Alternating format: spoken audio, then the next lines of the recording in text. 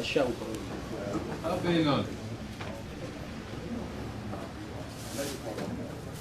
אתה יודע מה לעשות מזה, נכון? אוקיי, בוקר טוב, בשם השם נעשה ונצליח, שנזכה להגדיל תורה. Oula Adira Bezrat Hashem, on se mercredi 1er du mois de décembre et 27 du mois de Kislev, troisième bougie de Hanouka. Je suis racheté par notre ami Avraham Parianti pour la Refoua Shlema, la Mamira de Rachel Bat Miriam, Anna El Narefanala. Bezrat Hashem pensera en même temps la Refoua Shlema de notre ami, le Rav David Nakash de Natania, Shem Rechoto Bechol Asherlo. ידיד נפשי איש צדיק, איש ממש גדול, שמברך אותו באמת. שיזכה להחלמה מהירה, ניסים ולפלאות של חנוכה יעשו את ההשפעה שלהם. בכל מכל כל ובכללם, on pensera en même temps à la רפואה שלמה של כל חולי ישראל בכל אתר ואתר. ובכללם מורת אמי, ויvian, בת אסתר, שרת על בת יפעת מרים מאיר, בן רבקה, ינאי בן אסתר, היילי ברכה, בת ויטנה שרון, ינון חי בן רותי. כהני מחליף בן שרה, חיה רוחמה אסתר, בת רבקה, ברוך בן רות סופן מאיר בן רות סופן שושנה בת מסעודה נתן יוסף בן יהודית ניסים בן שמחה סבח שמעיה שלמה בן ג'ואנה יונה חנה ברנר מימון בן ז'אן חנה. אוקיי. היום נשמעת כל מתי ישראל ובכללם השם הטוב הדגול החשוב. Je finis ma phrase peut-être, c'est gentil. Hein. Georges Ben Simcha, Ali Joulou Yom Tov Ben Esmin Yadam, Mordechai Ben David Atia, Gérard Grouli Kelly Elman Ben Mazal, Aaron Yosef Ben Esther, Bechen Yosef Ben Rachel, Bechen Kol Arishima, Sarah Bat Hanina, Dada Mesauda Bat Esther, Sasson Bat Esther, Alevi, Amra Ben Yaakov, Azoulay, Bechen Alzader. Tov, on commence notre shiur. Tu voulais dire qui? Fortuna Bat Maya. Chazak ou Baruch. Nous allons parler de la paracha et Hanouka, puisqu'il y a toujours un lien, même plusieurs liens, je pourrais dire, à un très haut degré, entre la paracha de Miket et Hanouka, c'est la clarté de la lumière à travers l'obscurité. C'est-à-dire que si on attend la Tzet HaKochavim pour allumer les bougies de Hanouka, c'est parce qu'on a besoin de les voir clairement. On n'a pas le droit de les voir de façon douteuse. Quand on les regarde, on doit faire la misa, le Pirsoumé Nissa ne peut se faire que de façon claire. Et c'est pour cela que nous attendons, nous les Sfaradim, Baruch Hashem, Bimiuchad, Tzet HaKochavim. Et si une personne les allumait avant, comme ce sera le cas du vendredi, veille de Shabbat, on peut les allumer Vadaï avant, pour qu'on puisse, avec l'aide d'Hachem, de la Shkia, avoir la quantité d'huile suffisante pour qu'elle brûle une demi-heure à la sortie des étoiles. C'est-à-dire on met beaucoup plus d'huile pour être certain que dès que viendra Tzet HaKochavim, alors on pourra profiter de cette situation. Alors j'aimerais vous dire avant de commencer ce shiur que c'est un shiur qui me tient vraiment à cœur par rapport à beaucoup de rendez-vous que j'ai au fur et à mesure des jours. Et bien mettre que si un shiur à diffuser, c'est particulièrement celui qu'on va faire maintenant.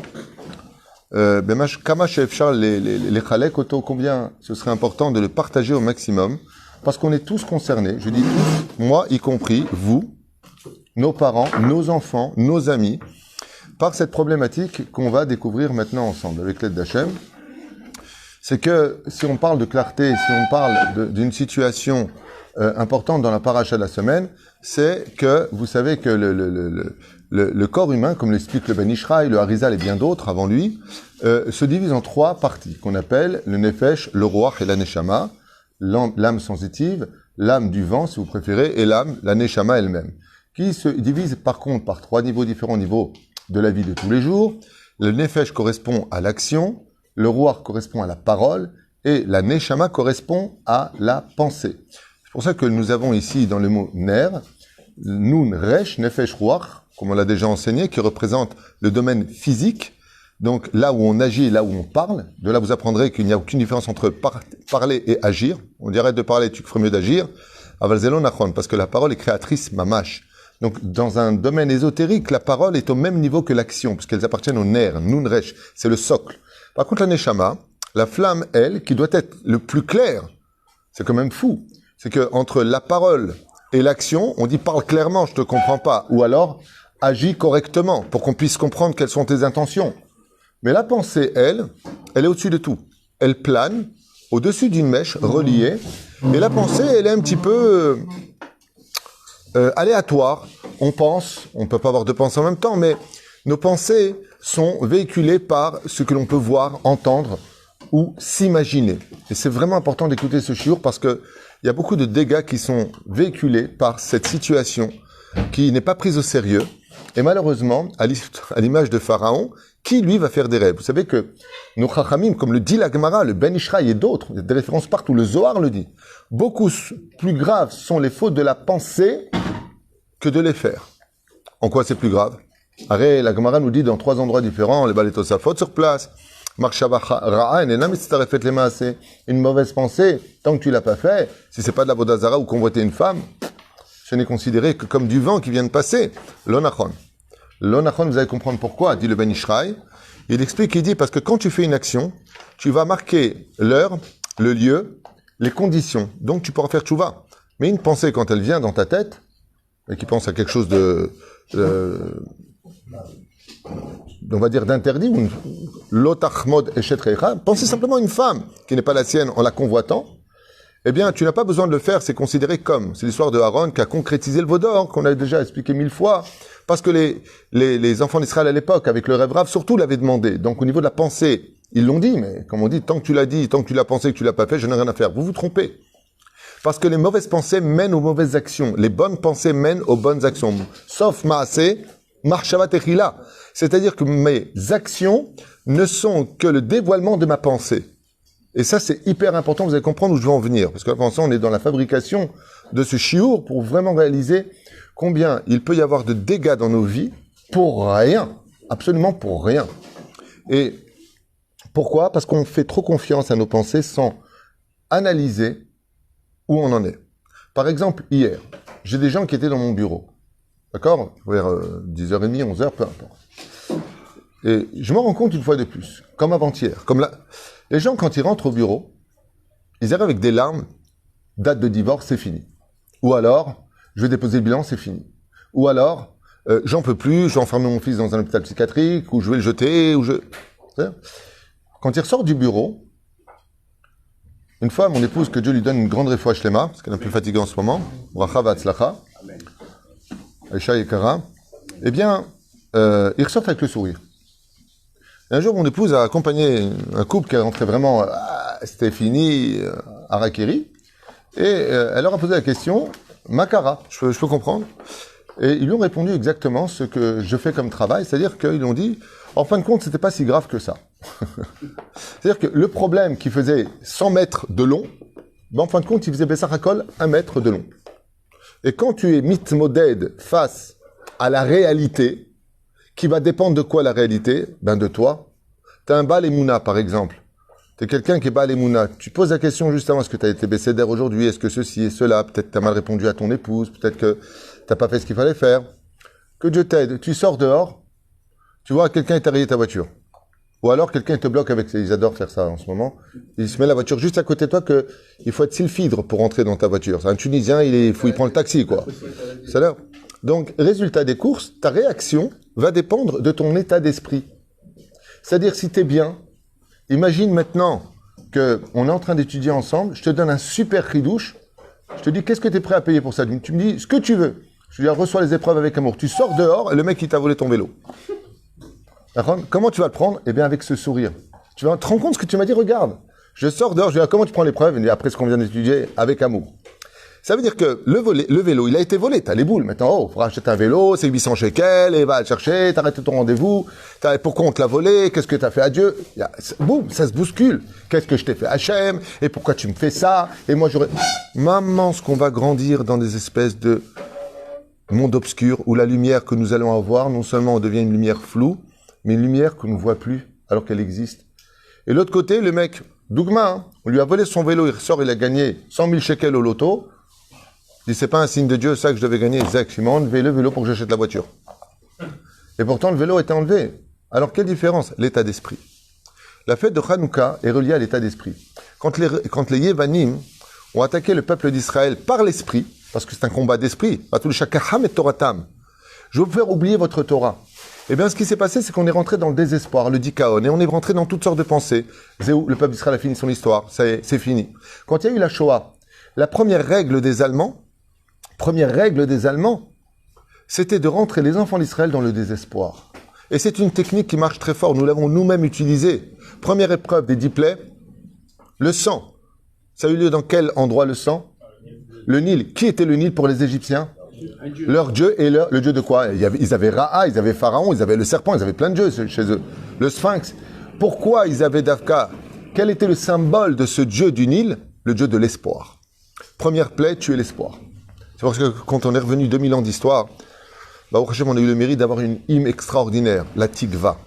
On ne pouvait pas donner un plus grand titre à notre retour sur la terre que le mot Tikva, qui veut dire l'espoir.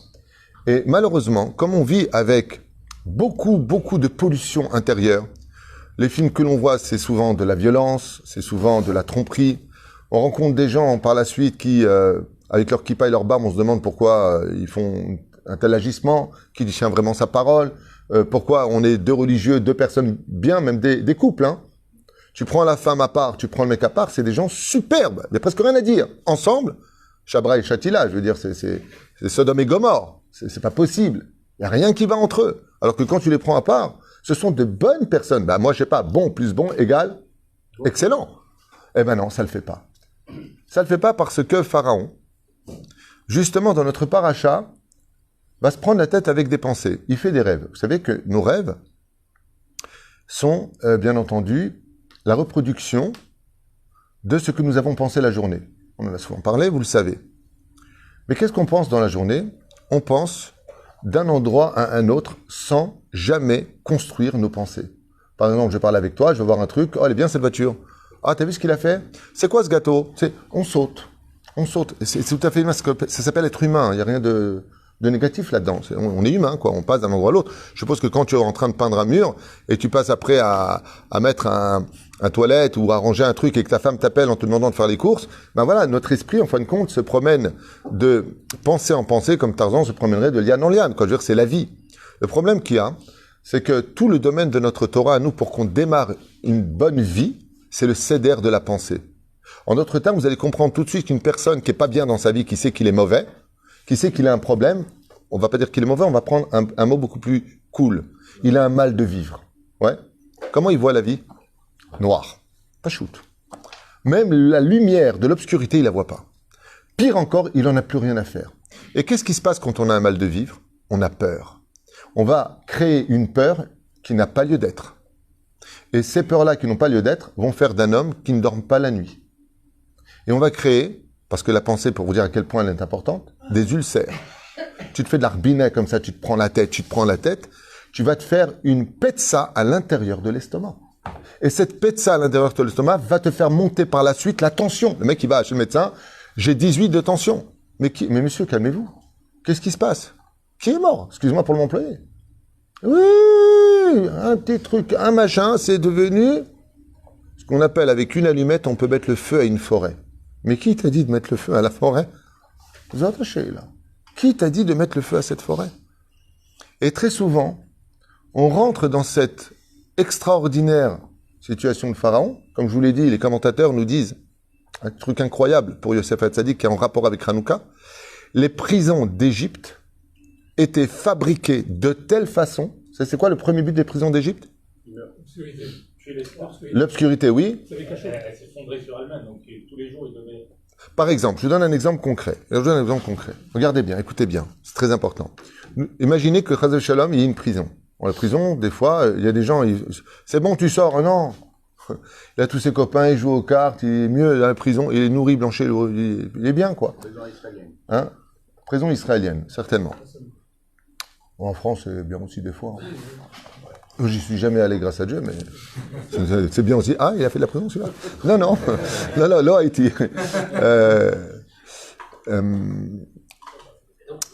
Les prisons, quand il y a des gens qui se comportent mal, c'est-à-dire qu'ils en viennent à lever la main sur les gardiens, qu'est-ce qu'on fait d'eux? Où est-ce qu'on les met? Un cachot. C'est pas vraiment... On les met où? On le met au trou. Au mitard. On le met au trou. C'est quoi ce trou? Vous connaissez comment ça se passe? Vous savez c'est quoi? Non, pas du tout. Ça, je sais pas, c'est grande concentration, ce que tu viens de dire. Hein? C'est un mètre carré sur un mètre carré, pas de lumière. Oh, alors quand une personne veut donner une leçon à l'autre, il va mettre dans un contexte où, je vous le dis dès maintenant, les têtes les plus dures de l'histoire, les plus grands assassins, les plus animaux des animaux, au bout du 3e jour, je vous avoue, c'est une mission que j'ai vue. J'ai pas honte de le dire. J'ai une mission que j'ai vue qui m'intéressait beaucoup pour comprendre comment psychologiquement ils fabriquaient les prisons. Et et donc, bien entendu, là-bas, il y a quelqu'un qui rentre. C'est un truc de fou, hein. Au bout du 3e jour, tu vois du sang qui coule, donc c'est filmé, et ils ouvrent, et le mec, il s'ouvre les veines. Comment il s'ouvre les veines? Il tape sur le mur, bah, sauf il sait trouver un truc, il veut mourir. Il veut plus rester dedans. Les prisons, les endroits qui sont à peu près 1,50 m sur 1,50 m, sans fenêtre, une porte, c'est le mec qui est claustro, il meurt. Il meurt étouffé. Eh bien, la personne, quand elle sort, c'est un petit mouton. C'est pas comme dans les films, on vous montre, je retourne, et puis il est là-bas, et puis c'est Bruce Lee, mais le Nunchaku, il est, oh, mamache, non. Non. Vous avez déjà été enfermé dans un ascenseur? 1 heure, 2 heures, 3 heures? La réaction que vous avez, si vous n'êtes pas claustro, vous évanouissez, si vous avez un problème d'être enfermé. D'accord, c'est mon cas. Je suis claustro à la race. Mais, voilà. C'est avec moi une fois dans un ascenseur? Mais c'est normal, on n'avait pas de place, on était 2. Ça va mourir. Le mec, il est comme ça, il me dit, ouais, j'étais avec vous. Et moi, j'étais comme ça aussi à l'époque. C'est pas que je me suis évanoui parce que j'étais claustro, c'est parce que tu prenais toute la place. Donc, à Inyan, où que les prisons, nous disent les Chachamim d'Égypte, étaient fabriquées de telle façon à ce que quand tu rentres, tu n'espères pas un jour penser sortir. Il n'y avait pas de fenêtre. Il n'y avait pas de vis-à-vis du ciel. C'est quand le Rabbi Nachman dit, quand ça ne va pas dans ta vie, regarde le ciel. Tu ne pouvais pas voir le ciel. Et Pharaon fait un rêve. Et dans son rêve, eh bien, il a la solution, comme d'ailleurs le maître Panché, le maître Échanson qu'on a vu la semaine dernière. Chacun possédait la solution de l'autre. Donc, il connaissait la solution de l'autre, mais il ne s'en souvenait pas. Quand Joseph les a dévoilés, il dit, ah oui, oui, c'est ça. Ils vont confirmer les choses. Eh bien, qu'est-ce que va faire Pharaon? Va-t-il pas Rucho? La Torah nous dit que Pharaon, il est mal maintenant. Il est très, très, très mal. Et quand il demande aux autres, ceux de l'Égypte, étant donné que toute la culture égyptienne était basée sur la vie après la mort, d'où les fameuses pyramides. Pyramide, c'est pas un centre culturel pour se balader. Les pyramides, c'est juste une tombe, hein, dans le cas où il y en a qui n'ont pas encore compris. C'est un centre cultuel, et non pas culturel. Dans le sens où, là-bas, les pharaons avaient besoin avec des pièces, et à un tel point que les moines qui les enterraient devaient être enterrés vivants avec eux, parce que l'espoir de l'avenir, c'est la mort. C'est là.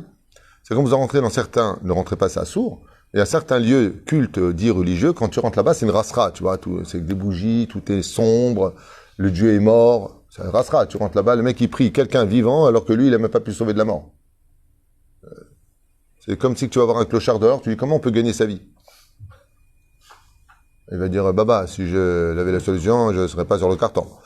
Et la reine, c'est un état de fait. Et la reine, Misiata Ishmaïa, nous avons cette situation, nous, le peuple d'Israël, de la vie. La vie, c'est de monter. C'est pour ça que les flammes, il faut la faire monter. La halot ner tamid. Et aujourd'hui, malheureusement, après la Shoah, qui était une destruction physique sur le peuple d'Israël, nous sommes arrivés à la fin des temps. Aujourd'hui, on le voit bien, puisqu'il y a une destruction de la flamme. La flamme qui est en nous, elle bouge dans tous les sens. Elle n'est pas droite. Elle est un peu au vinaigre. Et ça tourne au vinaigre. Pourquoi? Parce que les gens se sont un petit peu donné, à l'image de Pharaon, le droit de penser que tout est fini. Yosef, quand on le sort vers Alou Otominabor, ils l'ont sorti du bord. C'est le bord. La prison. Non, on veut te dire que c'est un bord. C'est pas marqué un puits. C'est pas marqué une prison. C'est marqué un bord. Un bord, ça veut dire c'est un trou. Il y a un chor, on dit en hébreu, mais le mot bord, dans le tartles des choses, c'est un fond. C'est un fond. C'est-à-dire qu'il revient de quelque part où le seul espoir de Pharaon, c'est de trouver quelqu'un qui est capable de remonter la situation. Et Yosef Hatzadik est capable de cela parce qu'il a un esprit positif. Parce que Yosef Hatzadik, quand il dit les choses, il est clair. Le maître Panché lui dit « Pourquoi moi tu m'as dit que je vais mourir ?» Et lui, il va vivre. Tu aurais pu dire que je vais vivre. Il dit « Non, parce que toi, tu m'as annoncé par les 3 paniers l'esclavage d'Égypte. » Et lui, lui, il m'a annoncé les 4 coupes de vin. Il y a 4 fois le mot « kos, kos, kos, kos ». Lui, il m'a annoncé Pessah, la sortie. Donc lui, il vit, et toi, tu crèves. Tu veux notre mal, tu penses négatif, tu reçois du négatif. Lui, il a parlé positif. Dis-moi, j'ai fait un rêve, qu'est-ce que tu en penses? C'est le premier à parler. Il lui dit, quel est ton rêve? Je prenais la coupe de Pharaon, je lui versais le vin dans la coupe, je lui tendais la coupe et il me prenait la coupe. Yosef entend, lui dit, merci pour la bonne nouvelle. un rêve qui parle donc des pensées, qui parle de 4 verres de vin, c'est la fête de Pessah chez nous. La fête de Pessah commence quoi? Par un verre de vin. Donc, qu'est-ce qui s'est passé, nous, par rapport à cette fête? Qu'est-ce que comprend maintenant par le rêve que lui annonce le maître et chanson à Yosef Hatzadik? La nuit du Léla Seder. Donc, il faut commencer à faire le Seder dans la tête. Léla Seder. On va commencer à faire le Seder dans la tête. Ouais. On arrive au Har Sinaï. Si je continue sur ce palier-là. On arrive au Har Sinaï. Moshe dit, je vais monter 40 jours et 40 nuits. D'accord? Et Moshe Boshesh la Redet. D'accord? Boshesh Moshe la Redet. Donc, Shesh, Boshesh, il s'est attardé. De là, Shesh. Qu'est-ce qui s'est passé dans l'esprit des Hébreux et du rêve Rav, surtout à cette époque? Confus. Ils ont l'esprit confus. Pourquoi je vous parle de tout ça? Parce que, Béhémet, quand on allume les Nérod de Hanouka, il y a une chose qu'il faut comprendre, c'est que c'est une guerre de la pensée. Et que la fête de Hanouka est reliée justement au céder de la pensée. Que quand on est dans l'obscurité, il faut avoir l'esprit clair. Si tu veux t'en sortir quand rien ne va plus pour toi, quand ça bloque dans la vie, quand tu as des craintes, et tu as le droit d'avoir des craintes, mais tu n'as pas le droit de laisser ces craintes te pourrir ta vie. Les craintes ont le droit d'exister, elles sont remplacées et soignées par la Emouna. Ça veut dire que, comment vais-je finir ce mois? Bon, Akadosh il est au courant, il sait que je continue à me battre, mais je ne veux pas laisser ces quelques jours qui vont m'amener à la fin du mois me pourrir ma santé, me pourrir et me voler mon sourire. Ce qui fait qu'on est très souvent, et c'est ce qui me fait le plus peur, c'est ce que je vois le plus en plus dans tous mes rendez-vous, les gens qui me disent « Ouais, mais je pense qu'il y a un problème. » Ok. Sur quoi est basé ces pensées? Je ne peux pas vous l'expliquer. Un mec me parle comme ça dans le bureau, il me dit « Non, mais moi je suis sûr qu'il y a un problème. » Alors à la fin, comme il n'arrivait pas à me donner de réponse, je lui dis « Peut-être que c'est vous le problème. » Il me regarde, le pire, il me dit « Peut-être. » Je resterai même moi, il m'a foutu la remettre, tu vois, le mec. J'étais bien dans mon bureau comme ça, et même moi j'arrivais comme ça, je resterai, tu vois. Rabotai takshivu tov. Torah gdosha ve Torah nikre Torah ita. Quand on a des suspicions sur un problème, quand on a des dangers, qu'on pense exister, je peux vous affirmer, que 90% de nos problèmes sont véhiculés par notre peur et nos pensées qui sont totalement pures Yetzer Hara. Akol Beseder. On t'a volé ta voiture, eh ben, t'as l'assurance qui va te rembourser Akol Beseder. Akol Tov. Quelqu'un m'a dit, ouais, mais moi j'ai divorcé. Bah, tu vas te remarier. Ah non, c'est trop tôt. J'ai dit, ok. Il est mort. Eh ben, on va faire le Kaddish. Acheter une pierre pour lui dans l'immeuble, dans le bâtiment qu'on va faire. C'est l'enseignement du roi David, c'est pas de moi. Le roi David, quand tu dis ton fils est malade, il dit, je suis pas médecin, je vais prier pour lui. Ton fils est mort, il a arrêté d'étudier. On dit, pourquoi t'arrêtes maintenant? Il dit, c'est interdit d'étudier, on est en deuil. Et qu'est-ce que tu vas faire maintenant? Il dit, je vais prier pour l'élévation de son âme. Vis la réalité. On va dire, ouais, mais on n'est pas des robots, on a des sentiments. Il n'y a pas de problème. À la condition où ces pensées, ces sentiments ne viennent pas pourrir la vie des autres et ta propre vie. Parce que, très souvent, ça arrive que pendant 4 jours, le mec, c'est une épave, mais une épave, hein, c'est... Même Droupi, il est plus heureux que lui, quoi. I'm happy. Tu vois? Et d'un coup, le 5e jour, il entend qu'il s'est complètement trompé, qu'en réalité, c'est pas ça du tout, il retrouve le sourire. Tu sais que tu auras des comptes à rendre sur ces 4 jours que tu as pourris? Vous n'avez pas compris que le but de toute notre vie, c'est d'être le soleil de notre obscurité? C'est pourquoi Dieu nous plonge dans l'obscurité? Parce qu'il attend de toi que tu sois la lumière de cette obscurité. C'est ça ton épreuve. Et toi, comment t'es? C'est obscur. Je vais dormir. Vous savez que l'étude de la nuit, c'est l'étude la plus merveilleuse et la plus aimée de Dieu. Vous savez pourquoi? Parce que Dieu adore les gens qui sont réveillés quand les autres dorment. En général, ceux qui étudient comme ça, tous les Mekoubalim que je connais, les personnes qui sont comme ça, ils ont un sourire. C'était le cas d'Esther. Esther priait toutes les nuits. Elle avait un conduit du trône divin jusqu'à son visage où elle n'avait pas une cerne. Et elle n'était cernée par aucune mauvaise pensée. Akol Tov. Le jour où elle l'a eu, elle a été remise à sa place par Mordechai. Oula, mais si je viens devant Achashverosh et qui m'a pas appelé, voilà déjà 30 jours. Oh, t'es pas irremplaçable, mamie. Qu'est-ce qui t'arrive dans tes pensées? Zéperou Shadavar pour lequel Béhémet, faites attention à ce 6e sens. J'ai l'impression que, je sais pas, il n'est pas droit celui-là. D'abord, c'est du Motzi Shemra. Tu fais courir un bruit qui n'est pas valable. Mais la question de la Torah, c'est Alma Ata Amid Bases. Quels sont les preuves, je dis bien le mot preuve. C'est-à-dire de dire, de penser, de se prendre la tête sur un problème. Et on en a parlé, je ne sais pas si tu te rappelles d'une discussion il y a 4 ans. Ouais, mais je suis sûr que le banquier va me dire non. Je dis, ok. C'est mis à la place maintenant du banquier. Oui, non, parce que selon mes calculs, sauf, tu as eu le prêt. Bon, c'est à 4-5 ans. Sauf, ça t'a été accordé. C'était pas un grand prêt, mais c'est un petit prêt. Mais par contre, pour rendre, c'est un grand prêt à rendre. Il te double avec les ribiotes et tous les mecs. Mais les gens, avant même d'aller à la banque, d'aller chez le médecin, le mec, il a mal au bras, il a une tension. Pourquoi il a serré son dogma, cette filine, ok? Il s'est pas rendu compte, parce qu'il était tellement dans ses pensées qu'il s'est pas rendu compte. Maintenant, il a une pointe. Oh là là, je sais, je vais mourir. Chérie, j'ai mal au bras gauche, c'est le cœur. Hypochondriaque. C'est quoi un hypochondriaque? C'est une personne qui est atteinte de la pensée excessive liée à la mort. Ça y est, je vais mourir. Il a un bouton, c'est la maladie. Il a le moine bobo, il a un problème. Lama, parce que sa pensée l'emmène vers des univers où la pensée n'a le droit d'exister que quand elle est purifiée à l'image d'une flamme. Combien de gens ont commis d'erreurs fatales dans leur vie, qui ont détruit des familles, qui ont provoqué des dégâts incommensurables, qui ont éteint les lumières de la maison, parce qu'ils n'étaient même pas capables de mettre un cédère à leur pensée. Et c'est ce que lui dit Yosef Hafaron dans cette paracha, c'est magnifique, les mots.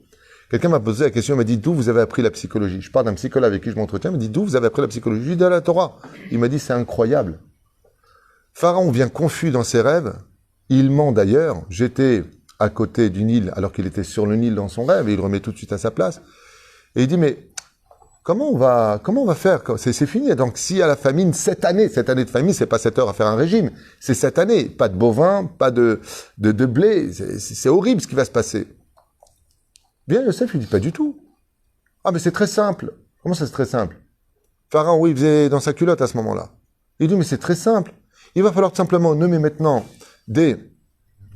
pas des policiers, des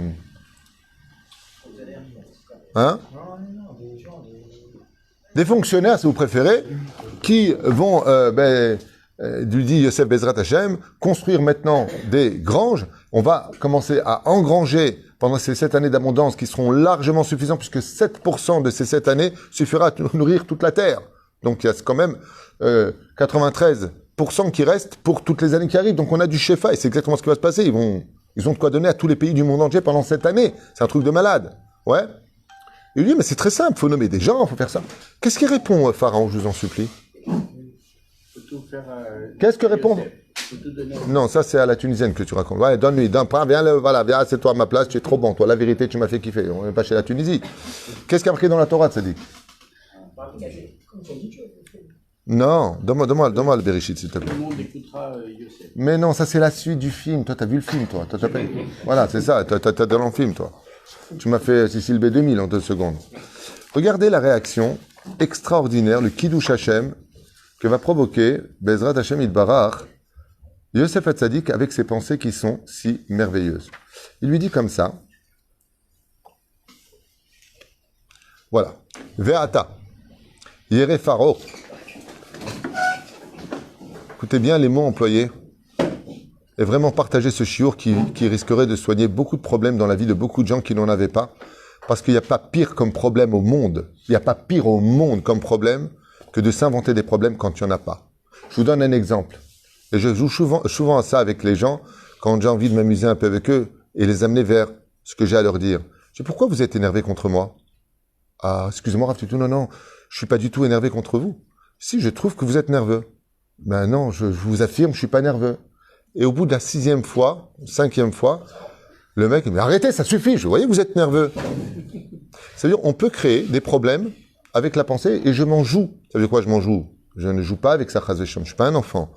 Mais ce que je veux vous dire par là, c'est que des fois, en se prenant la tête tout seul, on peut créer des dégâts entre les familles, on peut créer des dégâts avec une relation, on peut créer même des dégâts avec ses propres parents. De toute façon, il m'a jamais aimé, de toute façon ceci, de toute façon cela. Oh, assieds-toi, viens, on parle.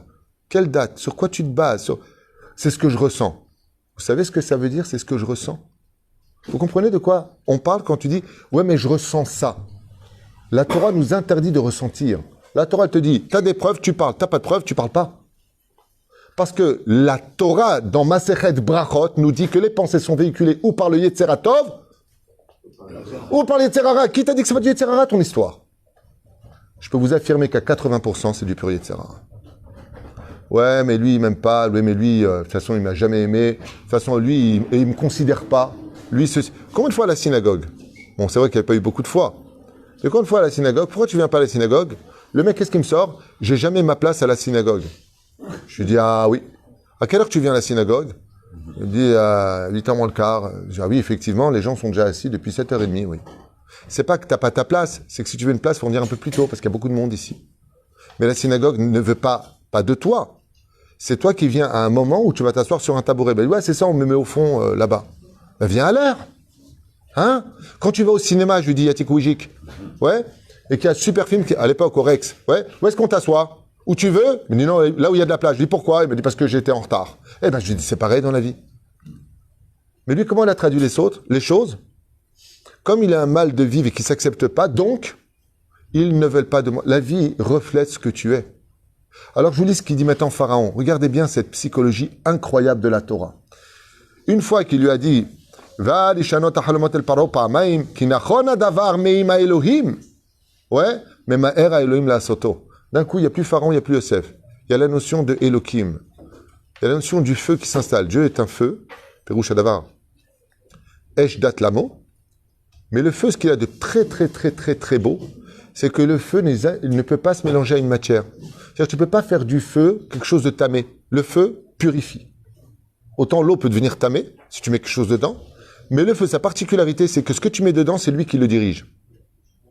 C'est-à-dire que le feu est plus fort que la matière, puisqu'elle la consume.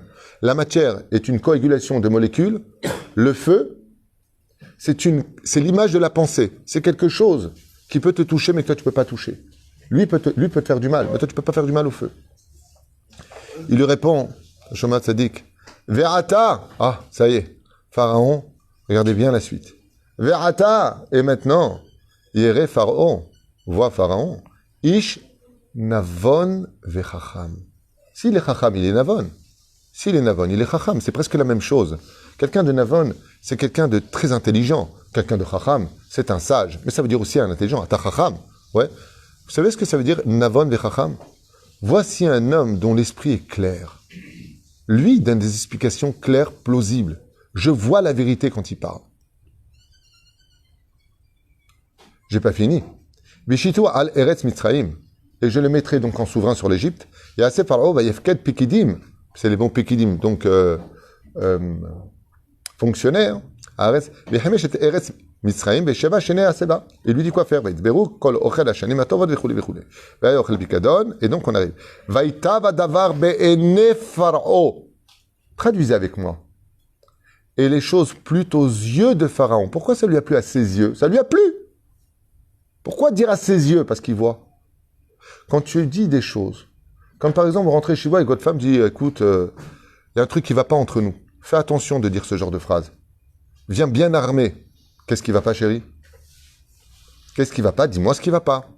Je sais pas, j'ai l'impression que tu ne me regardes plus. J'ai l'impression que... Tu peux passer par contre, changer la phrase en disant, je peux te parler un instant? Dis-moi, je suis venu hier, je t'ai parlé comme ça, tu ne m'as pas répondu. Je t'ai mis la main sur la hanche cette nuit, tu t'es retourné, loin de moi. Il y a un problème. Regardez la différence. Mais quand tu dis, il y a un truc qui ne va pas entre nous, est-ce que tu as qu'une question ou un jugement? Un jugement. Les jugements détruisent tout. D'abord on déteste être jugé. Mais mon Dieu, combien les jugements ne sont plus à leur place. Parce que si c'est un jugement, c'est que tu n'attends plus de réponse. Parce que là, tu vas dire, pas du tout, il n'y a rien. Je suis désolé, s'il y a quelque chose, c'est ce que je pense. D'accord, mais c'est très dangereux de penser comme ça. Si tu n'as pas de preuve, de quoi tu parles? De quoi tu parles? Sur quoi tu te bases? Donne-moi des faits. Imaginez, il y a un mec accusé d'un meurtre, ok? Il dit, vous avez des témoins? Ouais. Il arrive à la barre, il dit, alors, qu'est-ce que vous avez vu? Ah, j'ai rien vu, mais je pense que c'est lui, moi. Qu'est-ce qu'on fait de lui? On le jette du bichlal, le juge, il est mort de rire. Qui c'est le clown? Il y a une caméra cachée ici ou quoi? Bah, je pense que c'est lui. Vous y étiez, vous avez vu? Vous avez des choses à dire avant de dire je pense? Sauf Maasé, Marshava Trila, mais il y a une Maasé. Où est le Maasé? Les gens, qu'est-ce qu'ils font? Sauf Marshava Trila. Non, ça c'est dangereux. Et je finis.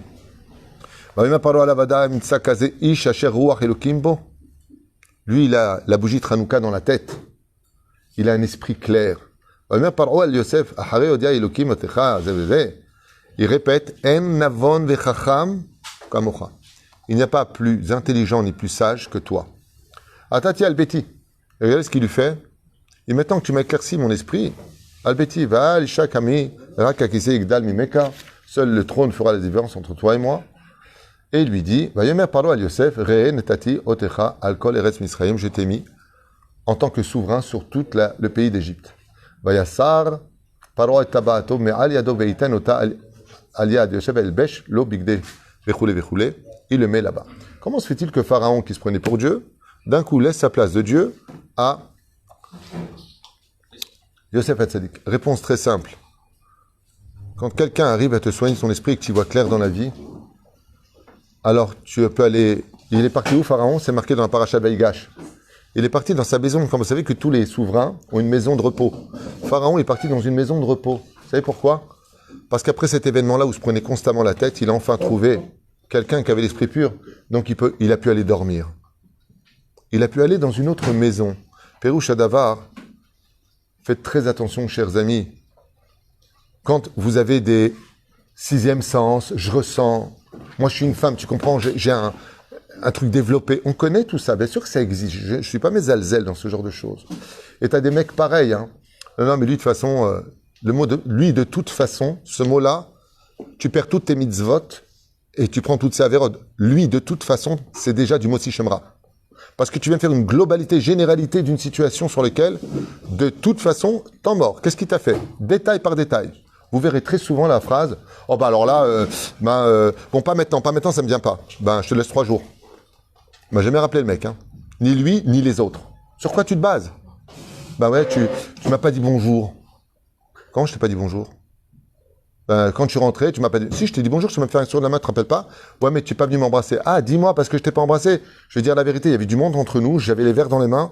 Venir traverser avec les verres, c'est les oreilles renversées, j'ai pas pu t'embrasser, mais le bonjour y était, je t'ai fait comme ça. Et de là, c'est, ouais, mais de toute façon, tu m'as jamais aimé. Waouh! De quoi tu parles? Faites très attention à ça, c'est ce qui brise les couples, c'est ce qui brise les familles, c'est ce qui brise la société. On ne vit aujourd'hui que sur des pensées tordues, polluées, par un mal de vivre, par des pathologies, par des problèmes psychologiques, par des souffrances non soignées, par des cicatrices, alors qu'en réalité, quand vous allez voir un chacham, vous savez ce qu'il y a de beau d'avoir un rab, un vrai tamid chacham. Écoutez, rab, tout ça, pas du tout, pas du tout. Excusez-moi, je suis pas un tamid chacham, je suis pas un grand rab, mais je parle de mon travail, ok? Ben, je suis assis tout le temps après les cours à côté, les gens me parlent. Il y en a pas mal qui sont parmi vous ici. Ils ressortent, superbe. Comment ça va? Il y a même des gens, quand je vois, je dis, comment tu vas? Pas top. J'ai eu peur que tu me dises, je vais bien. Rabotaille, arrêtez de vous prendre la tête. Partagez ce chiour parce que tout le monde est concerné. Tout le monde! Même ceux qui taquinent sont concernés par ce problème. Vous savez la phrase qu'on entend le plus, et je finis avec ça aujourd'hui? Vous savez, j'en ai parlé avec ma femme hier soir, que Dieu la bénisse. Vous savez la phrase qu'on entend le plus aujourd'hui? Ah, j'aimerais partir sur une île toute seule, tout seul. Avec personne tu t'entends. Peut-être que tu devrais te remettre en question. Je supporte plus personne. Ça me rappelle la blague de celle qui va chez le médecin et qui dit « J'ai mal là. Madame, vous avez le doigt cassé. » Tout le monde est pourri, tout le monde est mauvais, tout le monde est... Et les gens, ils vivent en autarcie. Non, moi personne, oh là là, laisse-moi tranquille. Ils sont tous faux autour de moi. Peut-être que tu as un problème de société. Peut-être que, avec le temps, tout le monde est à ce point-là mauvais. À ce point-là, il y a du mal partout. À ce point-là, tout est pourri. Alors c'est vrai que, et j'insiste lourdement, peut-être pour ceux qui n'y connaissent pas, il y a des vrais pervers narcissiques qu'on appelle les sociopathes de l'époque. Il y a des vraies pathologies. Il y a des vrais problèmes dans la vie. On a le droit d'être mal. Mais attention aux amalgames. Parce que d'un tout petit problème, vous allez créer des ouragans sociologiques, familiaux, professionnels ou pire encore, détruire votre vie, tout simplement parce que le Yetzer Hara, comme dit Rabbi Nachman de Breslev, quel est le meilleur manteau du Yetzer Hara? C'est faire Amidot. Qu'est-ce qu'il dit Rabbi Nachman? Quelle est la cape qui orne le Yetzer Hara? il se joue des pensées et de l'imagination de ses victimes. Le malade imaginaire porte bien son nom. Il faut être malade pour être imaginaire. Mais n'oubliez pas que l'imagination peut rendre malade aussi.